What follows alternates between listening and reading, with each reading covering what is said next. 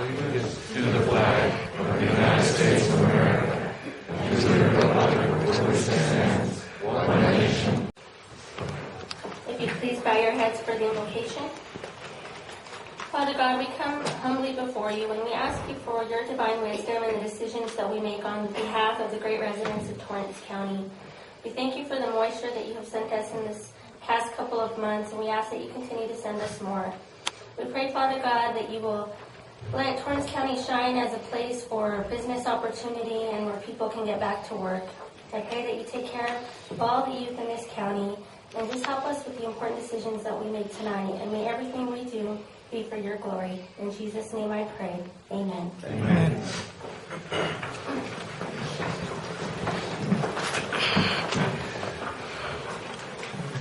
Okay, well, we will begin with approval of the minutes for September 14th, 2011. Is there a motion? There's a motion on the table. Is there a second? Second.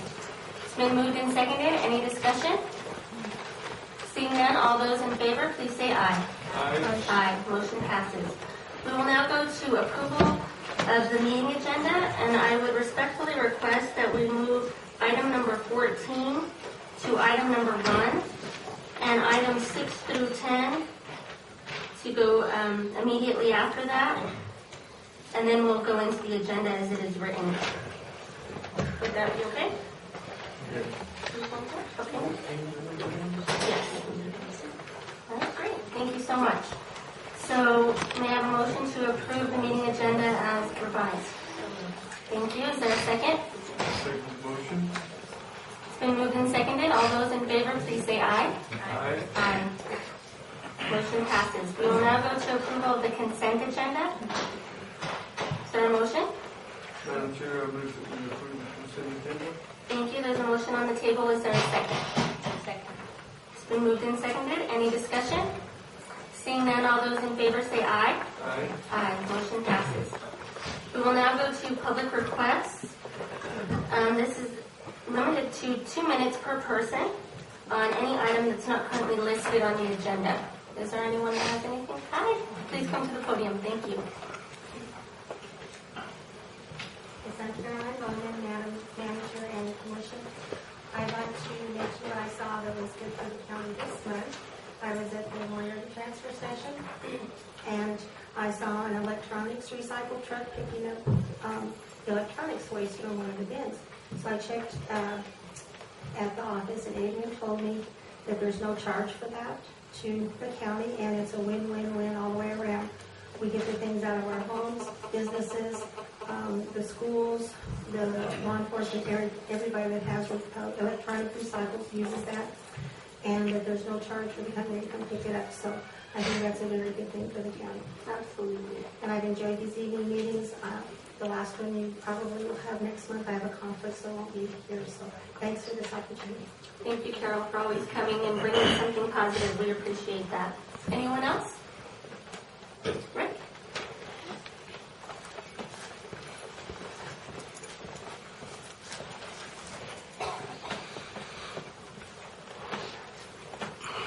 Thank you, Madam Chair. Commissioners, I'm just here to speak again in favor of the night meetings. I know there's been some discussions. Good examples right here. Young lady talking about the convenience, the importance of hearing from your constituents on key issues. I've heard statements made about safety. Of course, safety is paramount to everyone, but we cannot lead our lives based on a chance that we may have foul weather during a certain time. We have storms that come in the daytime. We have storms that come during the monsoon seasons. We have windstorms that come in during the daytime, during the windy season.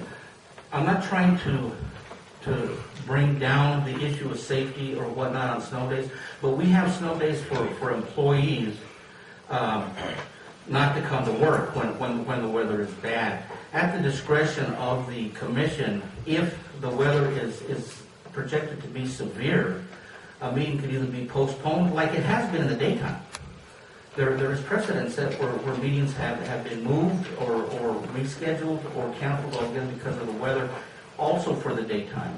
We have worked hard, and I hear from the constituency in the county to continue to allow these meetings to be in the evening so that the working people are not taking time off, because it does get to be very expensive to take time off from their day to attend these meetings of importance to them.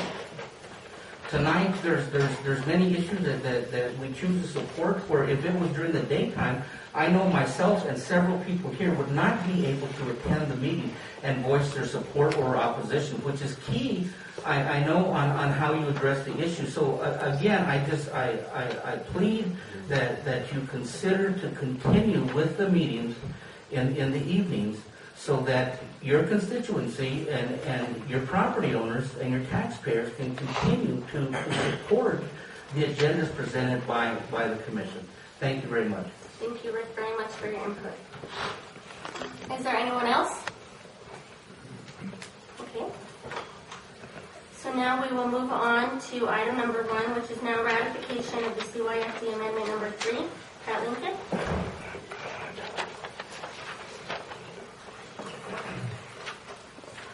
Good evening, Commissioners, County Manager, and thank you for moving me up on the agenda.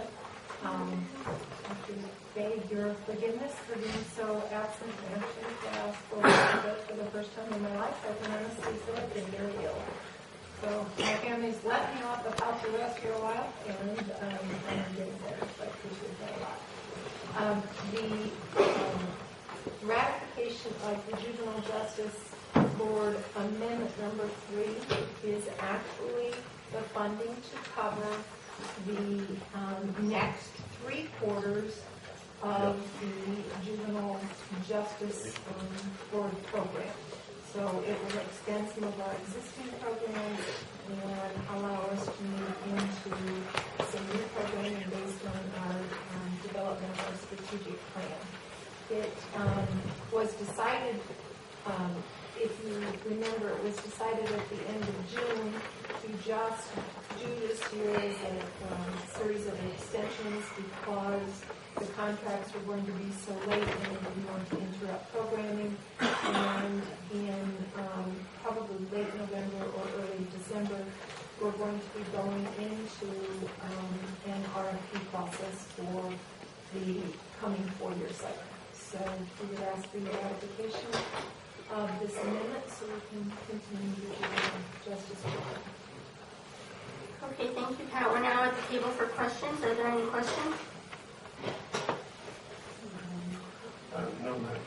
I'd just like to commend everyone who is a part of this very important board. The retreat was great, really well put on, and I think we shared some really good ideas, and I hope that we can move forward in trying to implement them to continue to help our youth in our county. So thank you again, and with that I will call for a motion for ratification. So moved. There's a motion on the table. Is there a second? Second. It's been moved and seconded. Any further discussion? Seeing none, all those in favor say aye. Aye. Motion passes. There is no opposition. Thank you. If I could beg your indulgence, this is not an action item, but I bring you tidings of great joy. We have received the award letter from the Drug-Free Community Support Program, which notifies us that we have been fully funded for PY8, which starts tomorrow, in the amount of $99,283, which is the same amount that we've had for the past 2 years. So there's been no reduction, which is just amazing news. This does not require any signature. It takes effect when we do the first drawdown request. So, as I said, this is the last day of the current year. So the only thing that's really changed is they have made a change in that any grantee with a current budget of $100,000 is automatically allowed to carry over up to 10% of any unexpended funds from the previous year. Since we're closing out today, I don't believe we will have 10% in unexpended funds, but we may have a little bit more unexpended funds, and so we will automatically be allowed to carry that over and extend the budget. continue to get better. Thank you. Okay, we will now go to Memorandum of Understanding between Torrance County and the San Valley Solid Waste Authority involving the tire grant cleanup project. And who will be presenting those resolutions? Hi, Dad. I didn't see you sneak in. Commissioners, we're here to put this memorandum of understanding for your consideration. It's between Torrance County and the San Valley Solid Waste Authority, and basically just spells out what they will be doing, how we'll be using their services, and costs for the illegal tire dump that we're going to be cleaning up, or dumps. Great. Thank you for putting the revised resolutions for us to review. Are there any questions from the table in regards to any of the resolutions as submitted? Madam Chair, I think first we just need a motion to adopt the memorandum of understanding. Okay. Sounds good. I will now call for a motion to adopt the memorandum of understanding between Torrance County and the Estancia Valley Solid Waste Authority.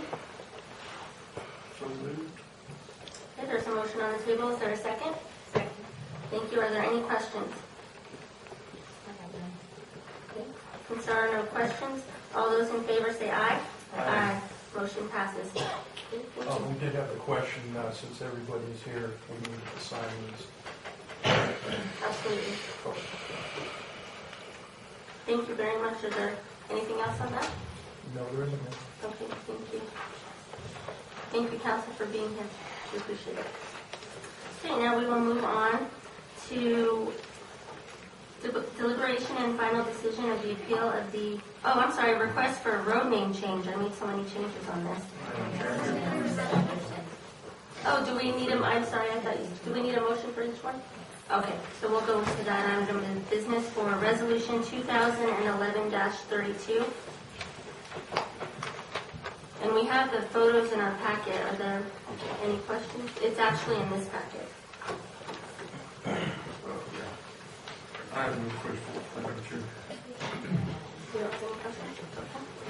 All right, so I'll ask for a motion for Resolution 2011-32. So moved. Thank you. Is there a second? Second. It's been moved and seconded. Any discussion? Seeing none, all those in favor say aye. Aye. Motion passes. We will now go to Resolution 2011-33. Is there any discussion on this item? Okay. I will call for a motion to approve. And for those in the audience, all of these resolutions pertain to the actual memorandum, and it pertains to specific properties that will be cleaned up in accordance with the grant. So if there's any questions or anyone would like to see the material, it's available in the clerk's office. Madam Chair, I move that we approve Resolution 2011-33. Thank you. Is there a second? It's been moved and seconded. Any discussion? Seeing none, all those in favor say aye. Aye. Aye. Motion passes. We will now go to Resolution 2011-34. Is there a motion for approval? I move that we approve 2011-34 resolution. Thank you. Is there a second? Second. It's been moved and seconded. Any discussion? Seeing none, all those in favor say aye. Aye. Aye. Thank you. Motion passes. Lastly, Resolution 2011-35. Is there a motion for approval? Madam Chair, I move that we approve 2011-35. Is there a second?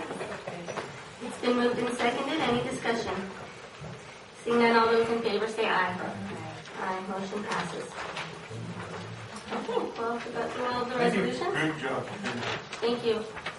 It's going to be great to see those properties cleaned up, and I know it hasn't been easy, so we appreciate all your work on that. Okay, so now we will go to request for road name change from Bruno Road to Vineyard Lane.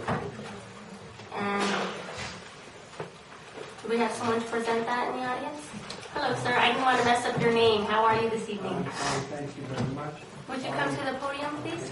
Thank you so much. And if you'll state your name for the record for the clerk's office, please. My name is Ali John Farside.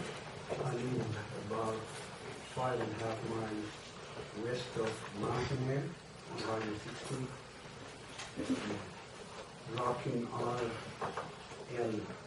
Road. I made 5 copies of my request and submitted to Lady the First Office. Okay? You did? Okay. So we came here, I bought a piece of property in 2004, and then we moved from Seattle to here, and I built a house, a building house up there. But before we moved here, before we bought the land was leased to a person named Bruner. He defaulted in payment, and the evicted court order made him to evict the land. So he was no longer there. That happened in 2003. We bought this land, and I made a road, and there is no sign, and nobody's using the land, the road, except us, me and my wife. And we like to change it to vineyard. The problem is there is no sign there, and there is no, there's nothing there, you know. So we can't get FedEx or UPS. We can't get ambulance there because we are invisible. Since 2007, when we finished the house, and I came here to talk to the lady in charge of changing addresses and so on and so forth. That lady is deceased. I don't know her name, but yeah, she agreed for 449 vineyard days, and then everything stopped. Nothing happened ever since. So I came here last week and this week, Monday, and requested for a name change and a sign for this road.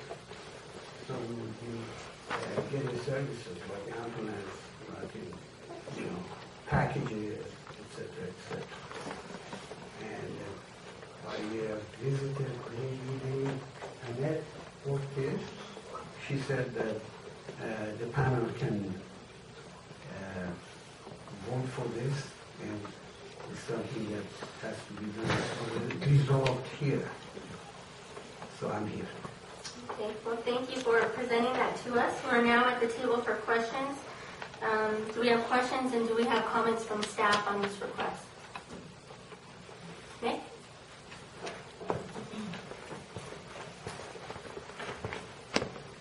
We are not in GPS today, in GPS. Next to go on behalf of Rural Addressing and Safety Officer. We met with Mr. Farside, and I think last year, I believe, is when he provided us with a letter.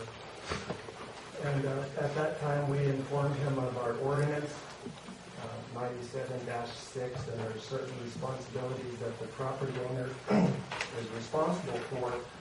And I'd like to read those just so everybody's on the same page. That's kind of where we stand is. Road names may be changed by submitting in writing to either the county rural address or planner the reason for the name change, including all property owners who use the road as primary access to the property. Signatures and addresses of each person, including the roads and access, must be included in the request whether they approve the change or not. Approval of the street name changes will require a majority vote of the committee appointed by the Board of County Commissioners. In order for a name change request to proceed, 100% of all property owners using the road must agree to the new name. A committee shall be appointed by the Board of County Commissioners composed of members of the EMS, Rural Addresser, 911 Officer, and the 911 Director. This committee shall meet once a month and hear and act on all road name changes requests. A assignments of addresses, and road names for subdivision comprising of 4 or more lots. If the road name change is approved, it is the responsibility of the applicant to provide the new sign, installation, and maintenance. The applicant shall also inform all property owners of the new name for the road once it has been approved. If the applicant is aggrieved by the decision of the committee, they may appeal the decision to the Board of the County Commissioners. We have no problem renaming the road. There's obviously quite a bit of work on our part with Quest for 911 purposes. We have no problem there. I believe Mr. Farside is the only property owner at that 49 address. He accesses the property off of Rocky RL and then travels south and west in the direction on Rancho de Agua. We have no problem renaming the road. We just have certain criteria and requirements we have to adhere to with Quest and make sure that they are on board with the name change if in the event he does need to call 911. I talked to Mr. Ruben Gaston. He's the GPS and GIS rural addresses. He said he would be glad to handle that Quest problem. And he will also inform co-op, electrical co-op, and also will send a letter to Matt Quest. Will be the GPS. He doesn't the map. I have a copy of the map. There is nobody living in our area. We are the only structure. We have the only building there. There is nobody else. In my own house, I said, give me permission to change my shirt to another color. It's just as easy as that. It doesn't look normal. Thank you, Mr. We are the President. only living. We completely understand where you're coming from, and the only thing that we try to consistently do is just to adhere to our policy that's in place. So it looks like if there's not a problem with my fellow commissioners, that what we would need to do is to go to the next step, which would be to appoint a committee. So is there any problem with that, or are there any questions from either of you? No, no problem. So what we'll do then is we'll need to form a committee so that we can be in compliance, and we will do so. We will submit the names. Did it say specifically, Nick, how many people needed to be on the committee? We just listed the departments like title, EMS, rule addresser, 911 officer, and the 911 director. Okay. So if you can go forth, Nick, and maybe put that together and then give us an update before the end of October so that we can make sure that it's moving forward. Everybody pretty much has been informed. I'm not too sure who the 911 officer is. Okay. But when it comes to that, I will inform them, but EMS would obviously be probably our fire marshal, will address it, Ruben. I'm not too sure who the 911 officer is. Travis was back in 97 when this was written, and will inform the 911 director. So Would that be Dorothy? 911 director is spelled out here, so that would be her. Okay. So everybody must have pretty much been informed. Like I mentioned, there's no problem with renaming the road. We just have a bunch of work on our side to request. So hopefully he never has to call 911, but if he does, they'll be able to find him at Vinny or not Bruno. Right. Good. All right. So just clarification from council, do we need a formal motion to say we can go forward, or do we say go forward and then we make the final vote after it's been done?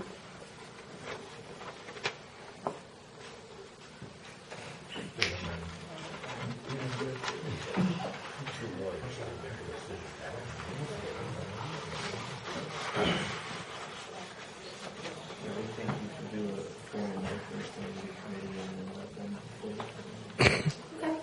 So I will now now call for a motion to go ahead and appoint the committee as stated in the ordinance. Is there a motion? Thank you. Is there a second? Second motion. Thank you. It's been moved and seconded. Any further discussion? All those in favor say aye. Aye. Aye. Motion passes. Thank you, sir. We will begin the process, and we hope to have that done as soon as we can. Thank you for your time and for being here. Okay. As we look at the agenda, I apologize, Cindy, that I did not see that request for your out-of-state travel. And to save you some time, absolutely, I would like to move you up on the agenda as the next item if there's no problem at the table with that.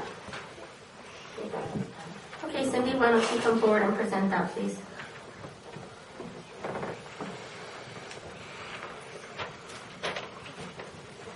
And that's item number 5, as listed on the agenda. Thank you so much, County Manager and Commissioners. This is a request for out-of-state travel for Jeanette Huckins and myself. We have been trying to cut corners and not do the big, huge National Animal Humane conferences that we usually go to because they end up costing me airline tickets. The last one, I believe this one is Florida. So we've been trying to hit the local ones that we can get to. This one, at the last training we did, the people from Best Friends, who is an organization in Colorado that we work with quite a bit, decided because of the economy that they would put this together. It's a 3-day conference.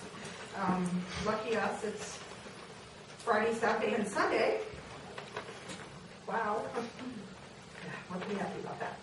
But they do have quite a few classes that will be very beneficial to us. They have 5 workshops in the 3 days.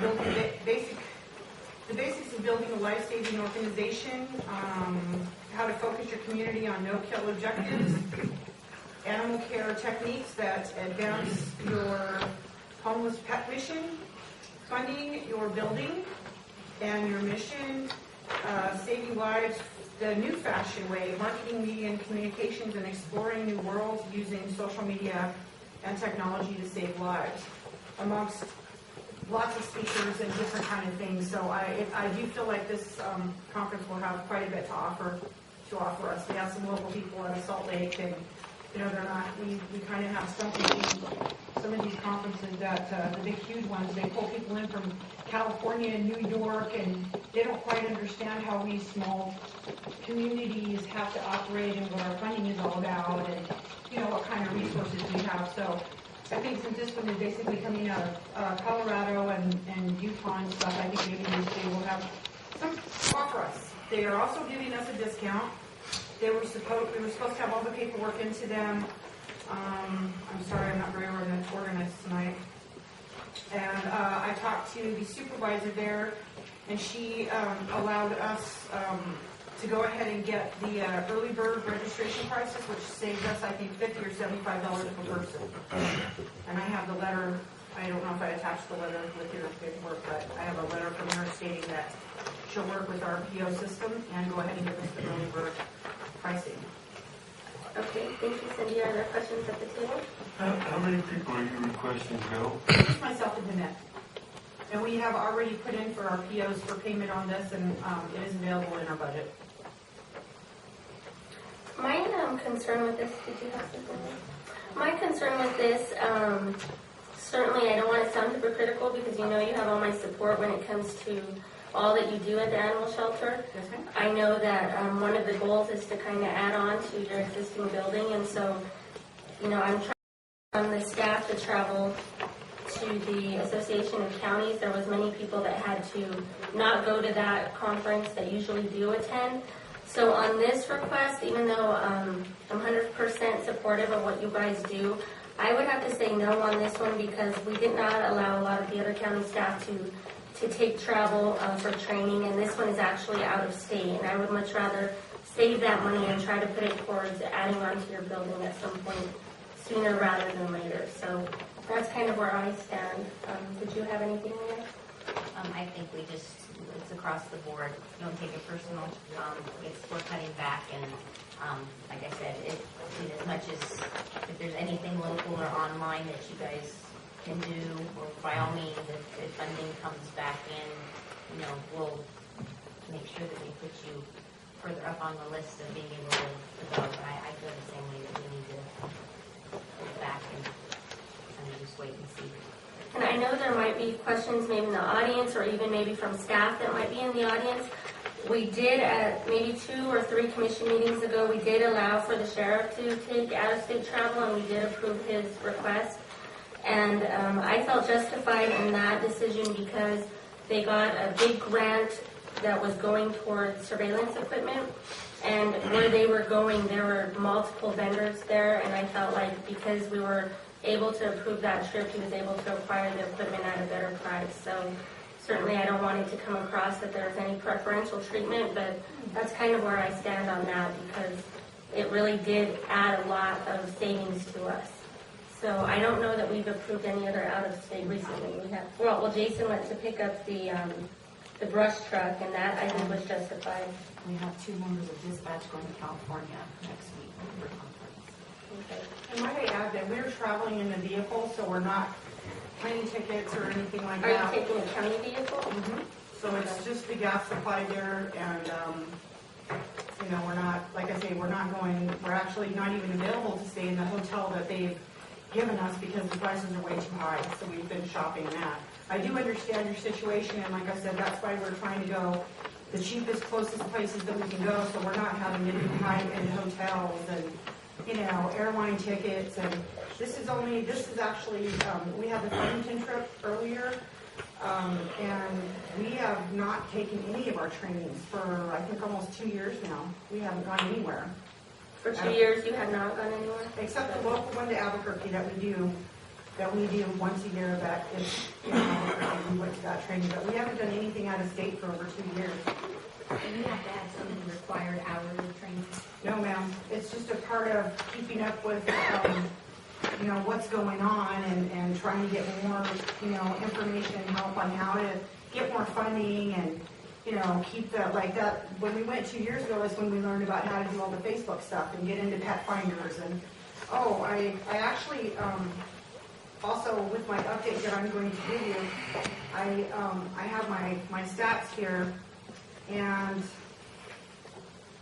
oh boy, I didn't get that one in there. It's hundreds of thousands of hits this year on our Facebook stuff. So I know it really doesn't sound like a lot, but it's really helped us, some of these small conferences. We try to do everything local that we possibly can, but it's very limited because they try to get everybody from the state either at one end or the other end, and Vegas just happens to be a close place that all of us can meet. But we do learn something from it. I can totally understand about the budgeting. That's why we haven't been doing the Florida trip or even Colorado. We haven't gone, but I think to one training in Colorado in a couple of years too. It's been over 2 years, I think, since we've done that. Okay, so, well, thank you, and I appreciate you, Joy, reminding us about dispatch, because was that something that was did pretty recent, that approval? Okay, I would like to see if maybe we could just table this or just put off our decision maybe until a little further in the meeting, so you can put more thought into it. Certainly, I saw your stats last week; they're impressive. Absolutely. So, if that's okay, let us have just a second to process that, and we'll come forward with our decision on it. Do you want to go through your numbers? Okay.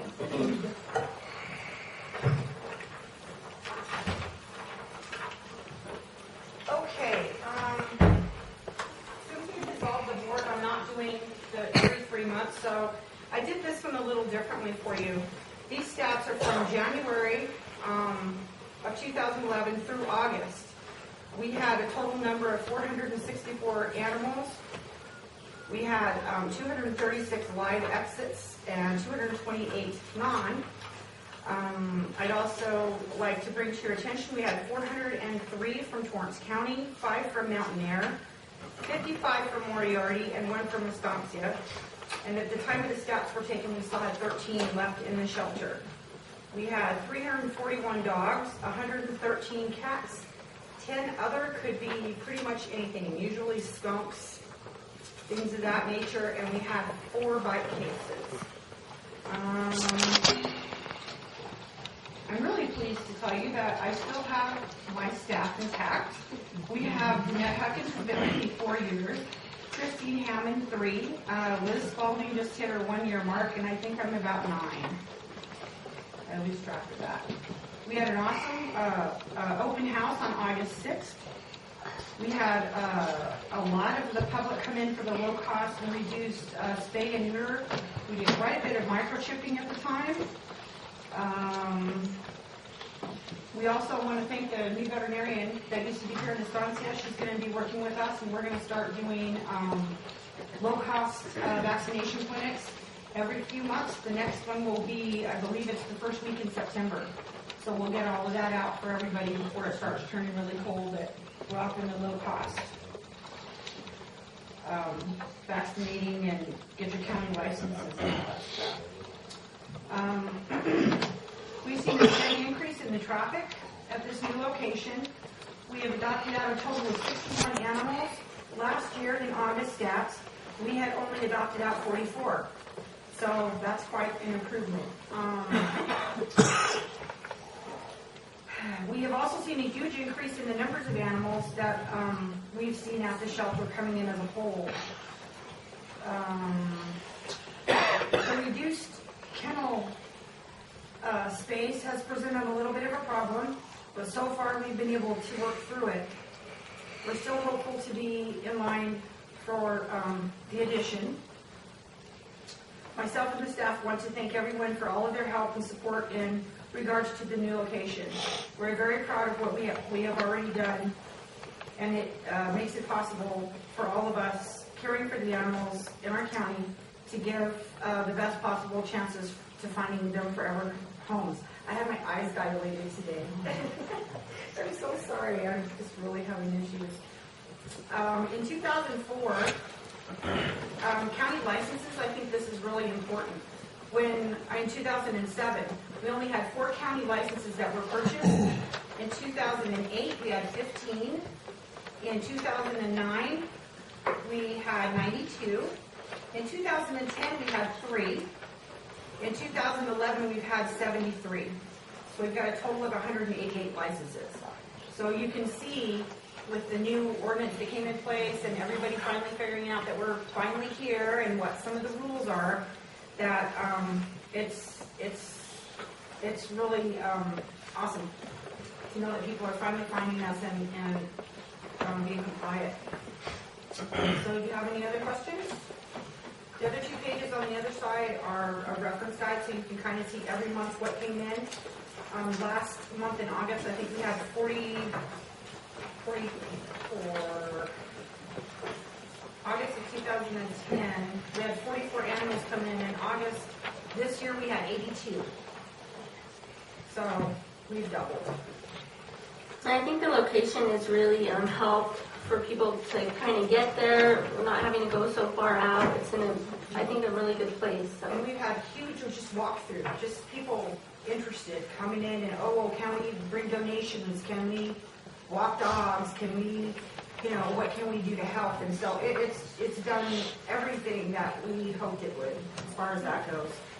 So we are just seeing quite a bit more traffic on, wow, we never knew you were here. Here, take all our animals.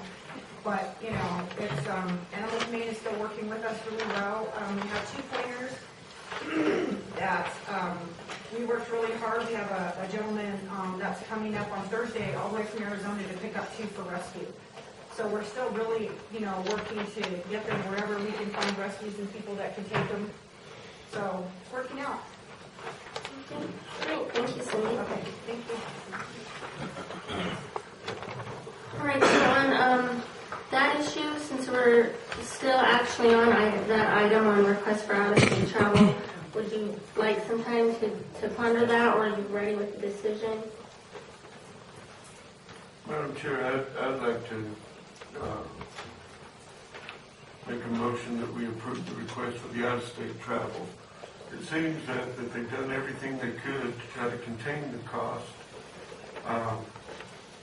and it sounds like she would be meeting quite a few similar operators that maybe she could make contacts also to send animals to. I think it would be beneficial. Okay, thank you. Leanne? My thing was to cut it in half and just send one of you, but then one of you would be driving by yourself, so for safety reasons, that would be okay. And thank you for working really hard at what you're doing, because nothing is going unseen. And I do appreciate, was not aware that you hadn't utilized your training dollars in 2 years. So with that, I'll retract my statement from before, and I will now call for a motion for approval for out-of-state travel. So moved. Is there a second? Second. Thank you. It's been moved and seconded. Any further discussion? Seeing none, all those in favor say aye. Aye. Motion passes. Thank you. Okay, now we will go up to the deliberation and final decision on the appeal of the Manzano Mountain Gun Club's request for a special use district. So pursuant to the New Mexico 10-15H3, the deliberation may occur in closed session. And that's at the pleasure of the commission. That's a decision that we've reached previously. So is that still the stand that we'd like to take this evening? Thank you. So now I will call for a motion to go into closed session. Is there a second? Second? It's been moved and seconded. All those in favor, say aye. Aye. Aye. This does call for a roll call vote. District 1? Yes. District 2? Yes. District 3? Yes. Now, before we formally pass that, is there anything that needs to be added to that motion from council to make sure that we are in compliance? No. Okay, thank you. All those in favor say aye. Aye. We are now in executive session. Thank you.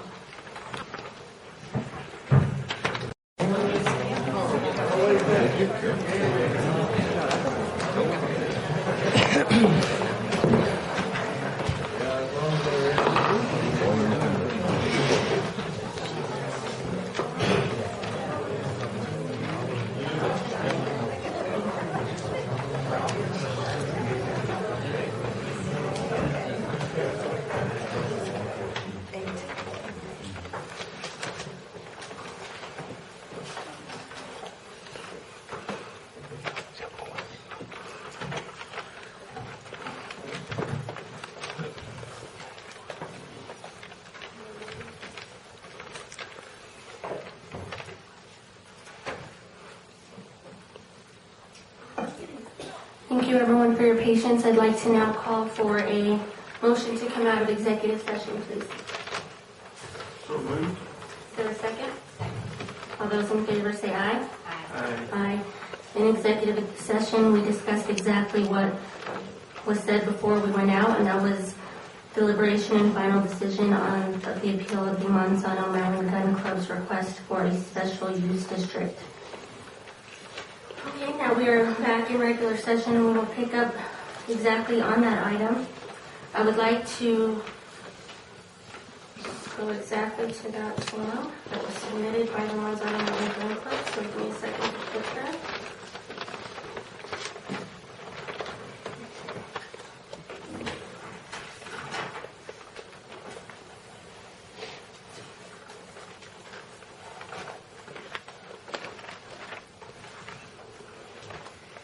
I would now like to make a motion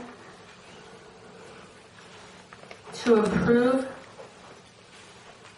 the request of the Manzano Mountain Gun Club for a special use district. I would like to make that approval contingent upon the following requirements, and that is compliance with all state and county policies and ordinances that pertain to roads, fire, zoning, and building permitting. With that motion on the table, I will now call for a second. Is there a second? I second the motion. There is a motion and a second on the table. Any further discussion? Seeing none, all those in favor say aye. Aye. Any opposed? Let the record reflect that there are 2 in favor and 1 opposed. The motion does now pass. We will now move on to multiple issues involving the Torrance County Fair presented by Lena Hewitt and Melody Everett residents. Yes. If I may, I propose that we release the record of finding of fact on that during the next meeting. Absolutely. We're already prepared for your review. Thank you very, very much. I'm sorry, Mr. At the next meeting, the commission will release findings of fact and conclusions of law based on their vote tonight. So the official restrictions and their findings will be released in written form at the next meeting. Will council be involved? We will work with the commission to draft those. Thank you. So we now go on to the next agenda item. If you'll come to the podium, and please state your name for the record. Annie Everett. Hi Annie, how are you? Thank you for being here. It looks like they're listed on the agenda. It reads multiple issues involving the Torrance County Fair. What would you like to present on the record for that tonight? Well, I would like to tell about the Torrance County belt buckles. Okay. Well, I worked really hard with my pygmy goats. And I did get a grand champion with my doe. But they didn't have a best of show for either wethers or does. So they compete against each other to see who wins. Whoever wins gets a belt buckle. But this year there weren't any belt buckles. And it was too late to call the judge back. My friend even went off crying because they didn't even mention our names. And there was even a belt buckle for rabbit showmanship. Well, thank you, Annie. I certainly would like to apologize to you on behalf of the commission. They are a board that's appointed by us, and anything that they do is something that reflects upon us. So I certainly will give you my word that we will talk to the fair board in regards to the pygmy goats, and hopefully that this will be resolved and you won't have to go through that at the next fair. And I hope it won't discourage you from continuing to participate. And congratulations on doing so well. That's great. Thank you. Thank you.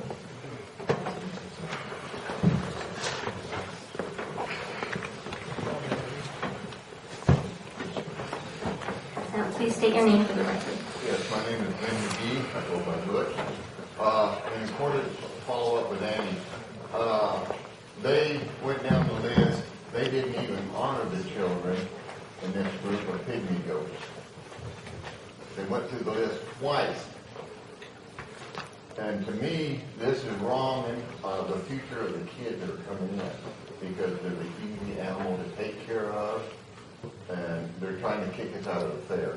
That's the way I'm looking at it.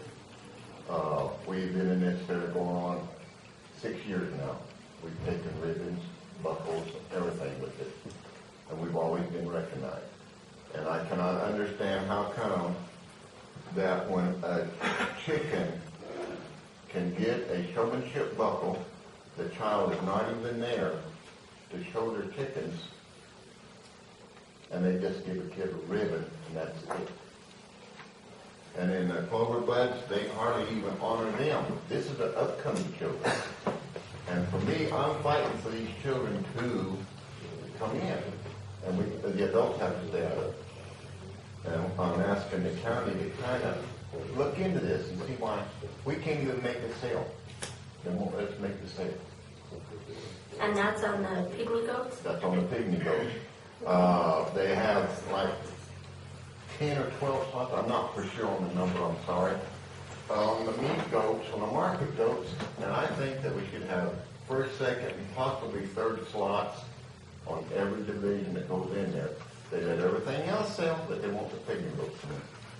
Have you spoke with the board? Yes, we have. And what was the board's response? They just throw their hands up and say that's the way it is. That's the way it's set. We have fought with them and all that. And we're trying to get that changed, I hope, in the near future. But it seems that we're up against a brick wall. Okay. And I thank you for your time. Thank you, Mr. McGee.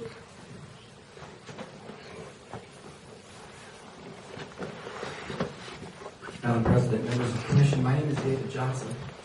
I am the current president of the New Mexico Pygmy Goat Club.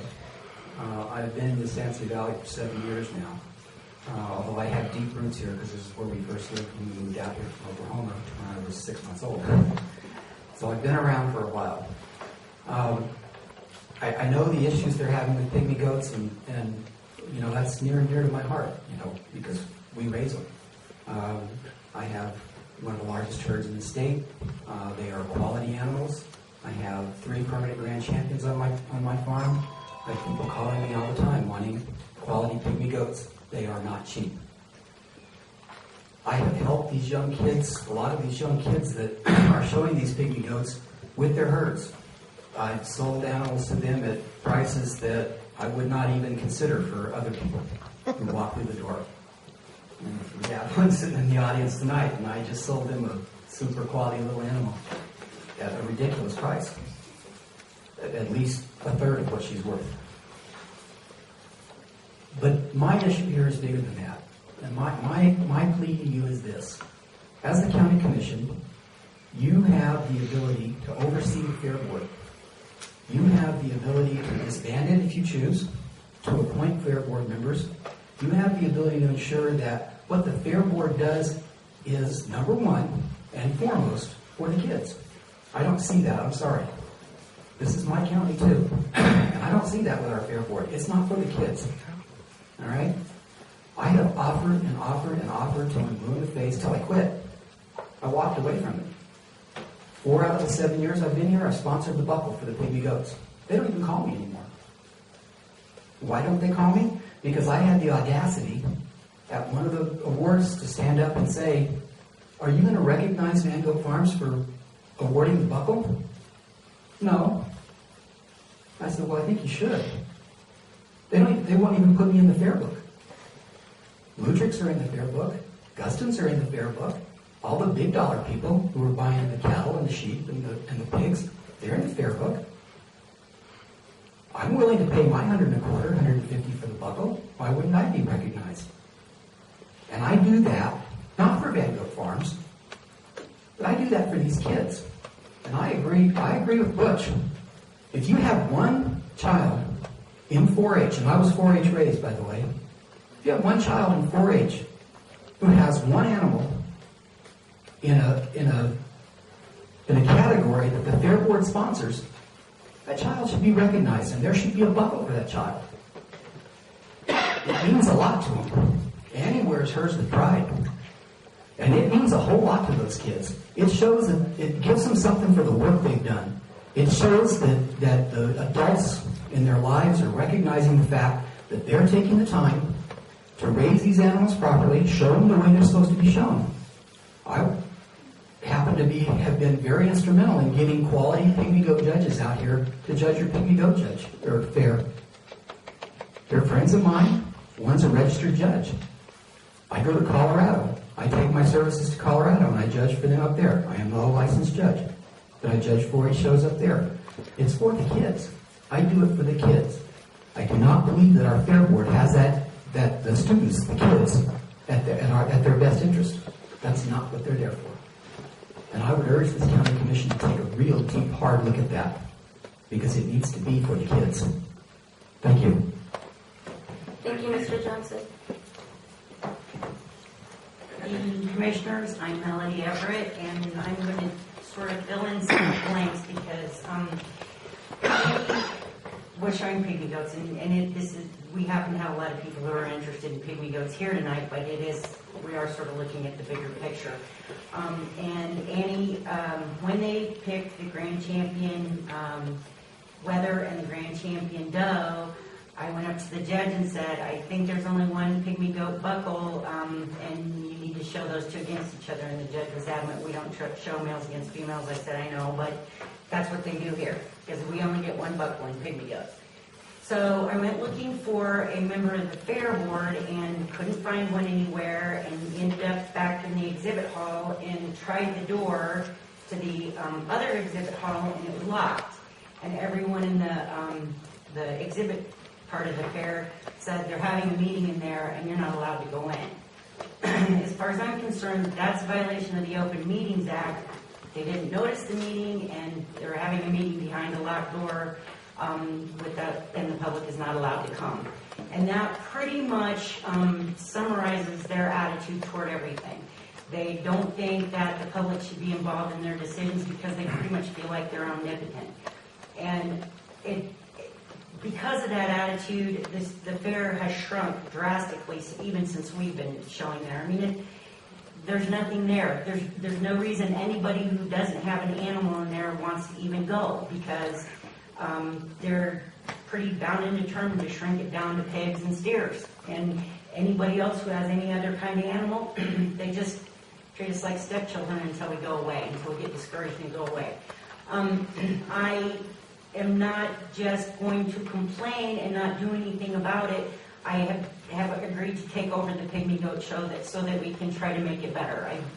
I don't think that complaining without being available to do something about the problem is the right approach. But I have other problems with the Fair Board. For example, the election that is held one night at their meeting. It's a countywide election, and that Fair Board is supposed to represent the entire county. And people are not able to vote anywhere close to where they live. They have to go to the meeting on that night. And what happens is it turns into a popularity contest. And so whoever brings all their votes with them wins, and we don't have people on the Fair Board who actually want to be there, which it doesn't make sense, but they don't want to be there, and they don't want to do what the job entails, and that is make it a great fair, make it about the kids, and make sure that no kid goes home disappointed, especially because it's their fault.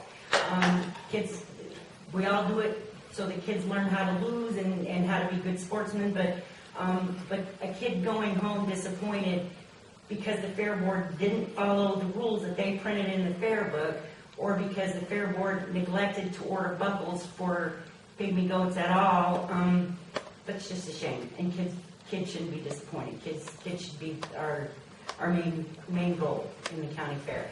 So I would like to second what Mr. Johnson said, and that is, if we can't hold a countywide election, then I think that we should disband the Fair Board, and you all should appoint them. And appoint so many from each of your districts so that everybody's district is represented, and so that people are on that board that want to be there. And people who are willing to ask for help, because we're all willing to help. But nobody ever asks us, they just leave us out in the cold and then come to the fair and, well, sorry, the fair sucks, but nobody would help us. And they don't ask. So that's my plea. I wish that you all would disband them and appoint, or that we could have a countywide election so that the entire county would be represented on the Fair Board, because I don't think that's the case now. Thanks. Thank you.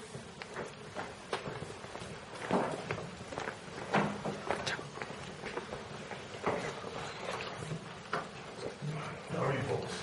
Thank you. However, I think the problem's bigger than pygmy goats. I think the Fair Board is out of control. You talk to people in Moriarty and those 4-H clubs, they're all going to Santa Fe. They're going to Valencia County for those fairs. They don't want to come to the Torrance County Fair. This fair is shrunk down to nothing. It's just a popularity contest right around the Estancia area. I personally think that each one of you guys should appoint people from your districts to the Fair Board and try to get the whole county involved. There's a lot of animals in Torrance County, a lot of kids, and it's hard to keep those kids motivated. And when they go to a fair that's shrunk down and it's no fun and they see this stuff going on, it's really hard to keep them motivated after that. I think they buckled at anyone in 2009 and all the buckles are like this. The Tarrant County Fair. They didn't spell Torrance County right on the belt buckle. Now what does that say for our Fair Board? Every buckle they handed out in 2009 said Tarrance County on. Did anybody give a damn?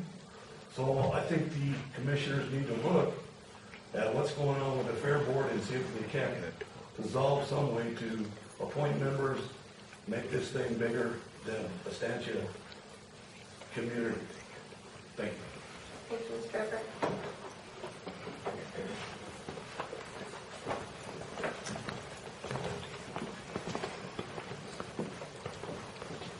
Madam Chair, Rick Lopez, Commissioners from Tahiti. I don't particularly have a dog in this fight, but I caution the board. A lot has been said legitimate about this. The Soil and Water Conservation District holds their election, 3 precincts throughout the county, open all day. It gives voters to come and vote from 9 to 4, 9 to 5. And they're not open the 12-hour shifts, but they're open a reasonable amount.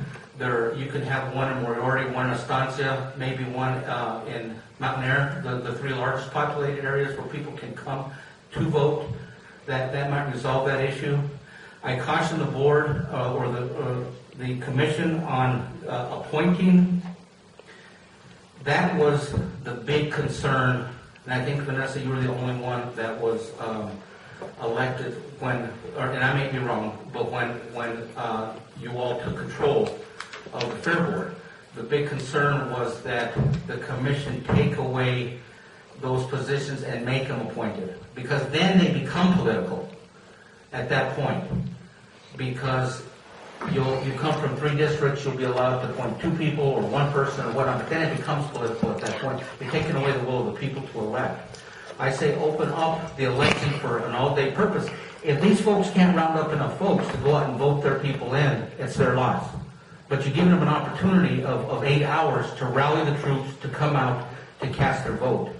But I urge the commission not to appoint, because then you're taking it away from the electoral and making it political at that point. That's my statement. Thank you.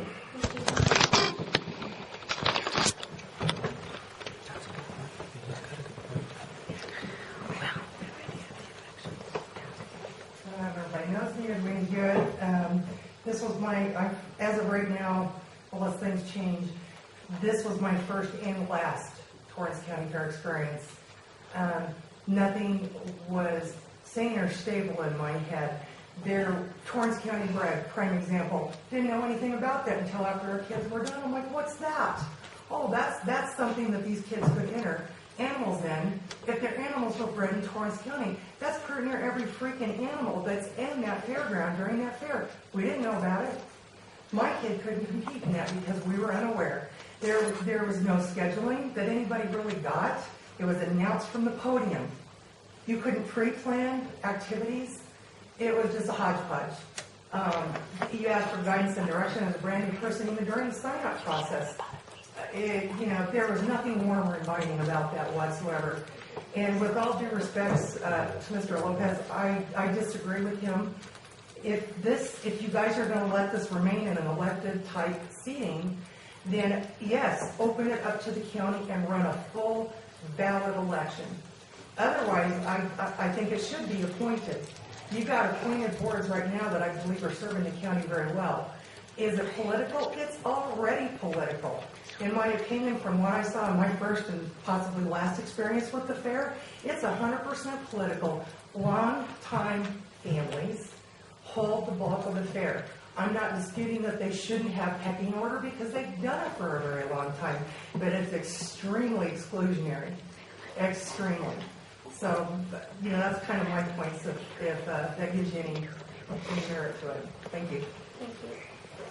Go, Lynn, go. Go. Thank you. Is there any further comment? One more.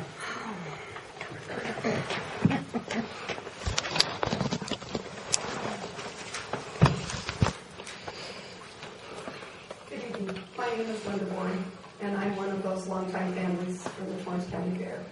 Since 1970, in fact, my family has been involved with showing different species at the Torrance County Fair. I love the fair. I believe that it's one of the best things that happens for the youth of Torrance County.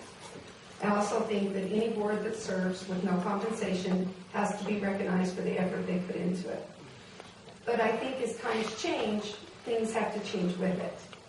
I believe as the economy has gotten tougher and tougher, feed costs $20 to $25 a bag. Getting these kids to be involved is a tough commitment at best, and it's a huge financial burden for families to take on.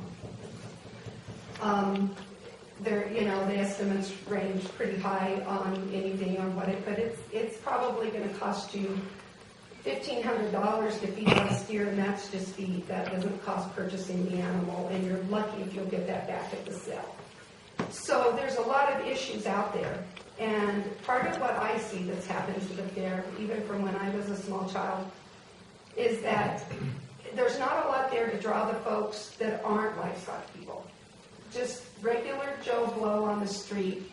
There's not a lot to come see. The indoor exhibits are down, the time. They've extended it to a week, which makes it even a longer financial burden on families, because no matter what, you're going to eat so much at the concession stand, you're going to do so much, and it makes it more expensive for families to do. The town of Estancia loves having the fair, and they like people to come and do that, but you have to have things to attract people to do that.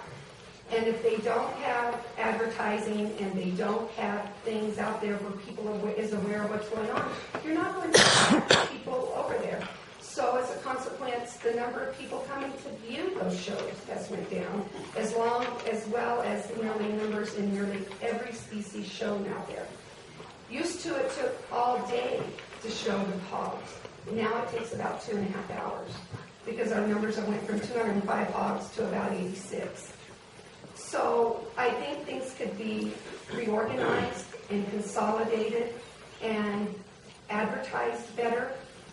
And I think there needs to be a community effort to get that done, because you can't expect one board to just do all those things. You have to have involvement. In order to get involvement, you have to want and ask for involvement. And so those are the things that I see are some of the issues of it. I think the only way to know what the experience is to take the time, ask commissioners to walk through there and see what it's like, and to see what the numbers are, to see what it looks like on the indoor exhibits, because this is not just about the kids that show animals, although that's my love, that's what my kids do. But that's not just about that. The indoor exhibits need to be promoted. There needs to be entertainment of some sort to bring folks to want to come do that. They do have a rodeo. It goes on Fridays. But some of the stuff is just, there's a lot of spacing of dead time where there's absolutely nothing going on there and nothing to do.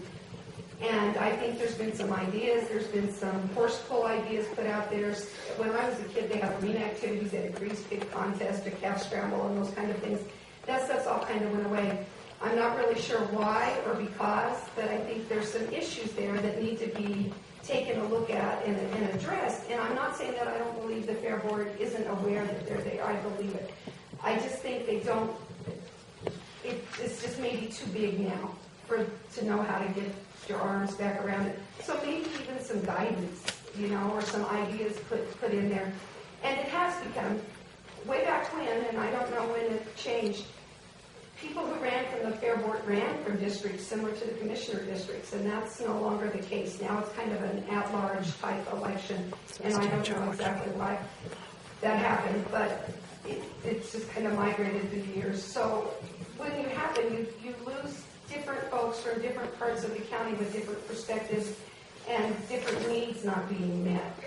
And so I think there needs to be maybe some dialogue, certainly between the commission and the Fair Board, on what it takes to get those numbers back and get them working, and what it would take to bring some of the public back, because there's very little public participation in the fairs. A lot of people don't show up to watch it, and it might be the times.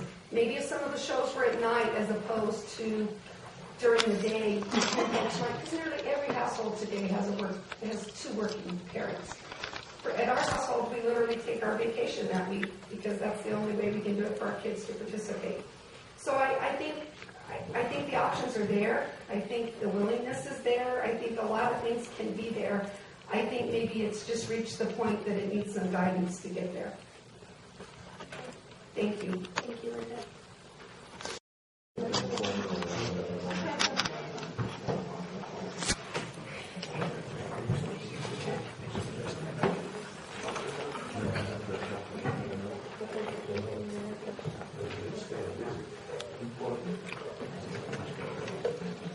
I hope you didn't catch that, George. Or it'll be on Facebook. You ready? Nope. No, sorry. Yeah, it will, as a matter of fact, because it posts over.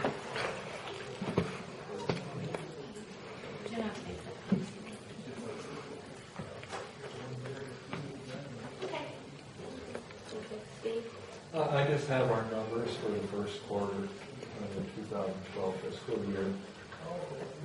And I'll just try to keep it short. I know you've had a long night, so I'll just give you the totals.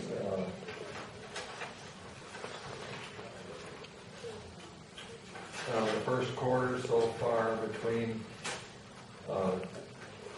structural or development permits and claim of exemptions, cups, and variances, we have brought in a total of $6,450 in application fees. That is better than what we were doing at this time last year. But we are down from last month $720, or I mean the fourth quarter of 2011 fiscal year. But that's only because there was an application for a subdivision that came in at the middle of June. So we're doing pretty good. You know, that subdivision, fee was pretty high. So anyway, if you want, I can give you a month breakdown. But like I said, I try to keep it short for you. Okay. Thank you, Steve. And on that note, just to publicly apologize to you, George, you have every right to videotape our meetings, and any comment that you may be taken as disrespectful, I apologize for that. It's all good. Do what you wish with your personal time and with that video, so I hope that you'll accept my apology for that.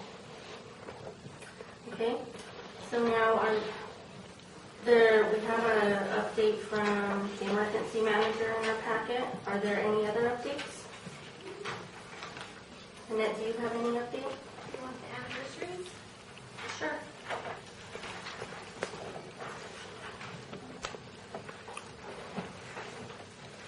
The birthdays were given at the last meeting, so our September anniversaries are Elizabeth Spalding, who is in the animal shelter. She's been here for a year. Cindy said that earlier. Antonio Chavez has been here for 3 years. I think we all know who that is. Christine Hammond, she works also at the animal shelter, and she's been here for 3 years. Michelle Jones, she's been here for 4 years. Richard Ness he's in the sheriff's department. He's been here for 6 years. Erwin Young has been here for 7 years. He's a sheriff deputy. And Victoria Cedillo has been here for 15 years. So we appreciate all of them. Great, thank you. All right, so now we will go to item number 11, update from the manager's office. Commissioners, I gave you my written update. I just had 2 minor points. One of them is that the Mid-Region Council of Governments is going to apply for a sustainability regional planning grant, and they have asked all of the member entities to give some sort of a financial contribution to help make the 20% required match. I don't even know what the full amount is that they're applying for, but that is something that I wish you guys would think about and get back to me on, because we have to get a letter for or against by the 3rd of October, so there's really not time to... Monday. Yeah. So why don't we take just a quick second? I would be in support of supporting the COG. I don't know, maybe you could call around other counties and see what, or maybe you can just call the COG and ask what other people have submitted and look at our budget, our commission budget, and see if it would support any kind of a contribution. What is your feeling on it? Do you support their request? I don't really understand by the executive summary what is going to come with the grant. It's a planning grant, so it's a regional housing type grant. I mean, I don't, maybe even ask them, we appreciate the summary, but what would be the benefits to our county if we did? They don't know yet because it's a planning grant. So until they were funded, what they were funded for wouldn't be really disclosed. So I wouldn't be in support of giving them much more than $1,000 or $1,200, but that's. I think that would be reasonable. What do you think, Leah? If she has to respond by a certain date, I thought it'd be good to talk about it now. Well, just make a phone call or two and see Well, exactly. We're the low man on the totem pole. I mean, they're going to ask Bernalillo County to submit $100,000 for part of their match or something like that. So it doesn't do us a whole lot of good regionally because we're the lower population with the lower member dues to the COG. So, I mean, I guess we could do something proportionate and see what they're contributing.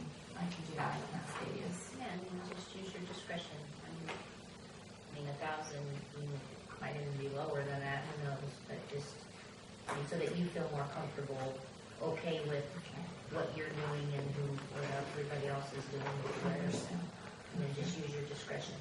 And I kind of feel too, it's under new leadership now with Thaddeus, and I certainly have been vocal about where I stand with the COG, but they came here and said they wanted to work with us, and so I think it's just kind of a good way to start off and see if things will change and we'll get better service from them. And by all means, call a county that's somewhere in our Population. budget range. There's no members of the mid-region council governments that are in our range. We're by far the lowest. I can do that. Okay, great. So let's now go, was there anything else, Joy? No, ma'am. Okay, let's go now to item number 12, award the RFP for the Mountain Air Family Health Center expansion project. I apologize, I didn't get these to you guys earlier, but I just got them finished this morning. We did have a evaluation committee put together of myself, Angie Coburn, Annette Ortiz, Nick Cedillo, and Jason Trumbull. These are the scores that each evaluator gave to each firm. There was one firm that we received a proposal from, but they did not submit a campaign disclosure form, so they were not eligible to be considered. NCA got the majority of the points because they have a lot of familiarity with Torrance County. The other three firms have never done work with Torrance County in the past, so NCA was the highest ranking firm from all 5 of the evaluation committee members. So my recommendation to the commission would be to award a contract to NCA Architects. Okay, thank you. Are there questions at the table in regards to the recommendation? Not for me. Okay, since there are no questions, is there a motion? So moved that we approve NCA Architects for the Mountain Air Family Health Center expansion. Thank you. There's a motion on the table. Is there a second? Second. It's been moved and seconded. Any further discussion? Seeing none, all those in favor say aye. Aye. Aye. Thank you. Motion passes. None opposed. We will now go to Resolution 2011-36, the adoption of the Infrastructure Capital Improvement Plan. Annette? I've been working on this and lots of computer issues, but we finally worked through it. I added in a few projects that I did hear back from the sheriff, I heard back from TCPO, and Joy had me add one project in there. And now it's up to you guys to put it in order. I have heard from Rhonda King previously, as long as it's on our ICIP, she just wants to see it on the ICIP more than she's worried about the rankings, but the top 5 generally get more consideration, I guess. Okay. So why don't we go through that? So you want us to go through and prioritize? Yes. Okay. So we'll begin with the first one as listed is the narrow banding. Second is, I'm just going to go through the first page. The animal shelter, county road upgrade improvements and repave, improvements to existing county buildings, new road department yard shop, District 5 new fire equipment, road equipment and vehicles, home visiting program vehicle, 4x4 patrol vehicles, new county government offices. And then you can also turn to page 2 and just kind of glance over those. And if there are any on the second page that you feel you'd like to have moved to the first page, now would be the time to say that. Well, and just for clarification, if I may interject, ICIP is over 5 years. So what Annette and I have done is prioritize them by year. So the ones that are 2013 are obviously for this next year. And then there are some for 2014 all the way out to 2016. So that's the reasoning behind that.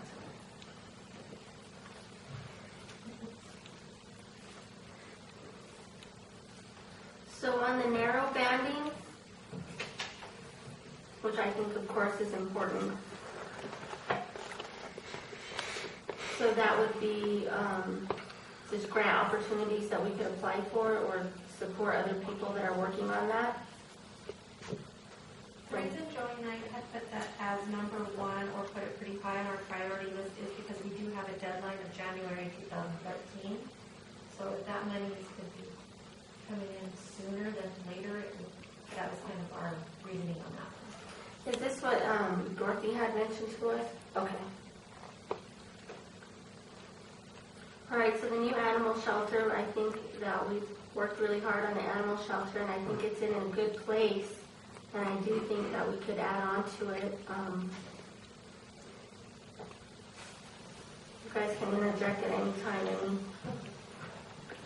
any comment from the table anytime.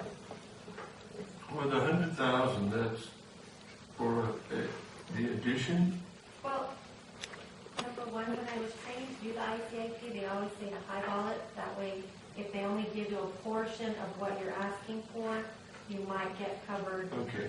You know, so these are just our wish lists and the numbers that get plugged in. This one we did leave on there as a new animal shelter. And for clarification, we can't add on to the existing building. There's nowhere to add on to. The idea was to maybe put up another separate building farther east. Yeah, okay. For animals, because there's Okay. nowhere to How much add on. property do we have going east? All the way back to that fence.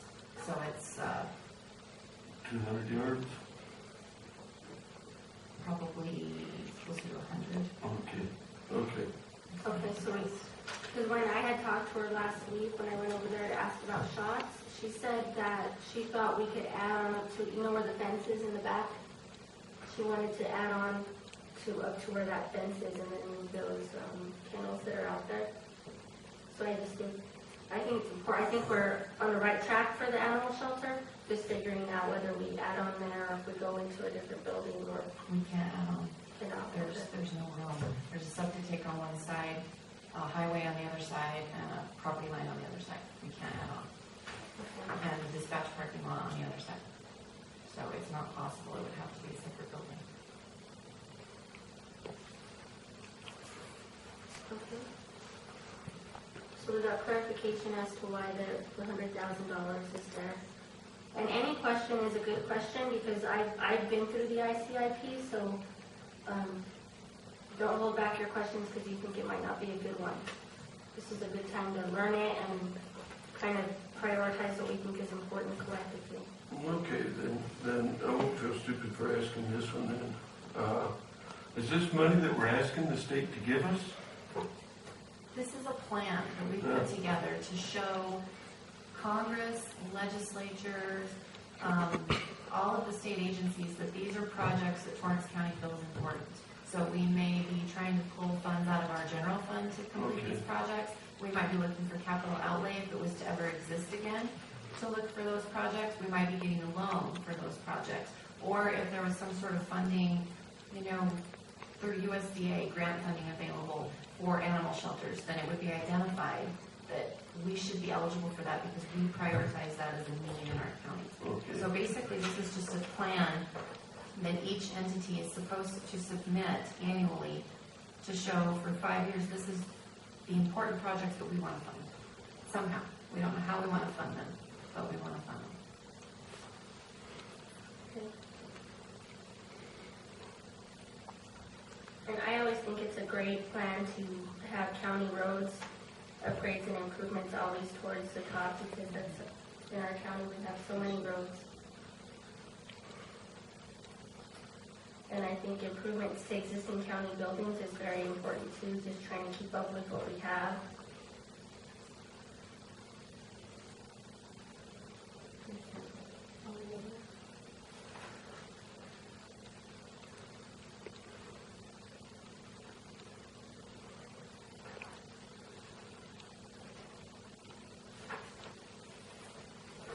So really what we need to do tonight is either we can move them around, move the projects under project title around in order of priorities that we think is important. We really don't need to mess with the numbers, or really all we need to do tonight is rank and approve the project titles as they are listed. I really don't have any issue with the way that it's listed. I think it's pretty right on. I did leave 2013-05 open. If we do have a priority that you seem to think maybe a little more pressing, or you want to move it up, I believe that spot open. I know that the TCPO home visiting program does not currently have a vehicle. They do use their personal vehicles, and that's why she's asked that that be added on. We added the 4x4 sheriff patrol vehicles. That was something that they requested, but they are also looking at other funding sources for those trucks. And the other thing that I added was a utility truck for the maintenance program. Secure that he's able to carry his tools around when he goes from building to building, county building, that it can walk into, those little toolboxes on the side.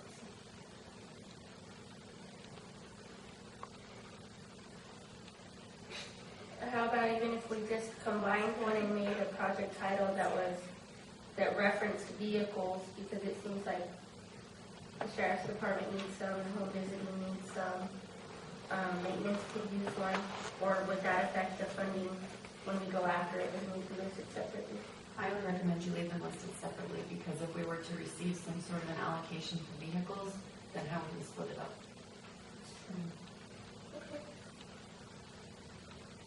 Well, I tried my hardest to split out that improvement to existing county buildings, because I wanted to split out the funding community center, the security for the treasurer's office. Excuse me. That is the one project. I just could not change anything in it other than the year. For some reason, they were having computer issues. Okay. And I really do support, God bless you, trying to do something as far as the treasurer's office, because they do have a lot of money that goes in and out of that. So, all right. So I'm really pleased with the way that it's submitted. How about you guys? Do you want to make any changes? I'm fine with it. I'm fine. I'm ready. Okay, I great. think y'all did a wonderful job. All right, so then I will now ask for a motion to approve the ICIP as submitted.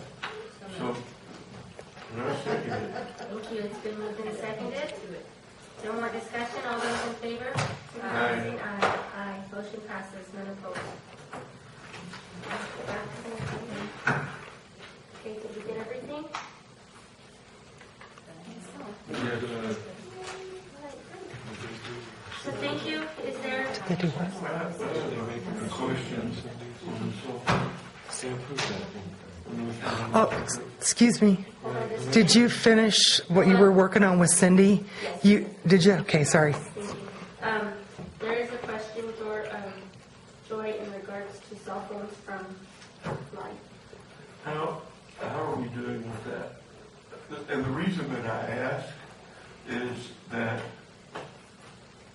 Ted Hart asked me that they came to the city and told them that all of our issues were resolved and that our phones worked great. I had a face-to-face meeting with, and who's they? T-Mobile, the same people that are doing the contract. The mayor, they're trying to get the mayor to piggyback off the contract. I had a face-to-face meeting with the engineer from the area. He did say that they are working on that tower in Moriarty still. That they had issues with wiring it, and then now they're having other issues. He truly believes that it is the equipment that they sent us, actual hardware, with all the fancy stuff that they add to phones, as he explained it, it takes away from the radio part of it, and that's lessening our ability to use the phones as a phone. I did talk to our road foreman. He seems to be on track with his phone. The other flip phone that they sent, Roxy was having serious issues with her phone. She's seen an improvement. She's happy with that phone as well.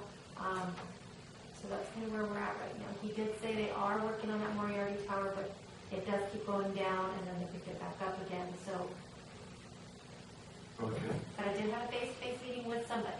So not everything has been resolved because we're still trying to. So it would be. And I'm sorry, I did forget one more piece of that. The dispatch center has absolutely no coverage, none. He said that's a quick fix. They can add something inside the building that will cover that building, and they are willing to put it in any other building that we don't have coverage in. And he said that should fix that. Pretty easy fix. So it's fair to say that they're working very hard in resolving the issues, but not all of the issues have been resolved. Yes, but the local engineer, like I said, has been in contact. Okay. And we've had face-to-face like we asked. And so. Okay, good. That's all, Madam Chair. Any other questions? Okay, there is a need for executive session, so at this time I'll ask for a motion to go into executive. So moved. Second. I second it. It's been moved and seconded. All those in favor say aye. Aye. Aye. Motion passes. This does require a roll call vote. District 1? Yes. District 2? Yes. District 3? Yes. In executive session, we will discuss personnel matters, threatened and pending litigation, and threatened litigation. We are now in executive session. No? But you didn't ask questions. This is my life. Yeah. It's hard. Okay. Are we ready to roll? Yeah, we're ready. Okay. I'd like to now call for a motion to come out of, to go back into regular session. Is there a second? I second it. It's been moved and seconded. All those in favor say aye. Aye. Excuse me, aye. Motion passes. In executive session, we discussed threatened and pending litigation. I would now like to ask for a motion to adjourn the meeting. So moved. Is there a second? Second. It's been moved and seconded. All those in favor say aye. Aye. Aye. Aye. Motion passes. Meeting